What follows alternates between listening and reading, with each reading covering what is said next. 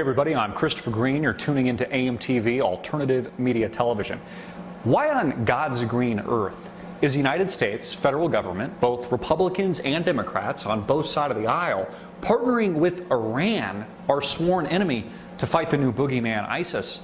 In today's video, I'll explain, and for any of you actually paying a cursory glance or just paying a little bit of attention to what's been going on over the past several months, arguably the past several decades, you should be raising an alarm bell right now and raising a red flag, asking that very question.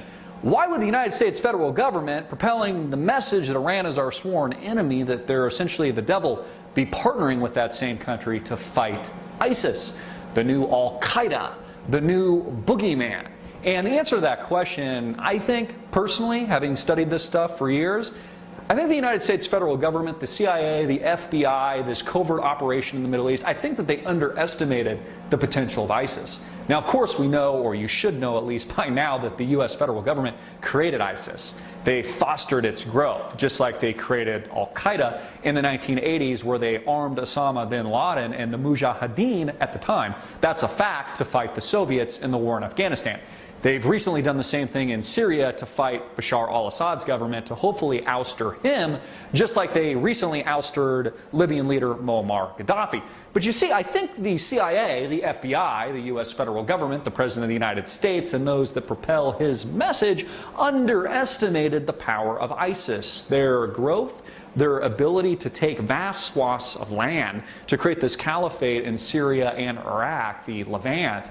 I think they underestimated their funding potential, underestimated their military might. And now you see the United States has a problem. Even though they've been fostering the growth to create the covert instability in places like Syria, now have a more significant problem where they're going to have to partner with Iran, a sworn enemy. It's kind of doing one thing to get rid of the lesser of two evils. And from the same perspective, Iran, keep in mind, not only are we engaged in a propaganda war with countries like Iran, we are also engaged in a physical, mostly covert war, propaganda war pitched by the mainstream media. But the United States recently killing, murdering nuclear scientists that are working on a bomb. You know how they're always telling us about nukes going off in American cities, that perhaps this will be Iranian terrorists or branches of Hezbollah that launch the attack and kill millions of Americans. But the U.S. government is now partnering with that same country. I mean, it's really crazy. It's honestly ridiculous, but it makes perfect sense if you understand the historical context. Of course, the United States government fighting these covert and overt wars for years.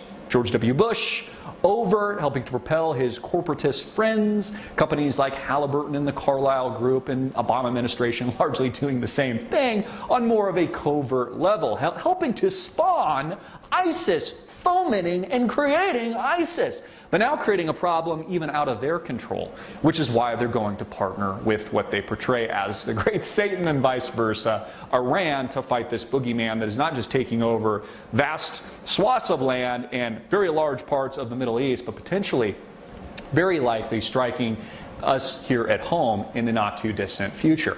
All this very serious. The United States federal government, the good people of America, enjoying this Pax Americana largely over the past several decades, 50 years roughly, mostly in the 20th century, post-World War II, where the United States government largely left the rest of the world and parts of Europe specifically devastated.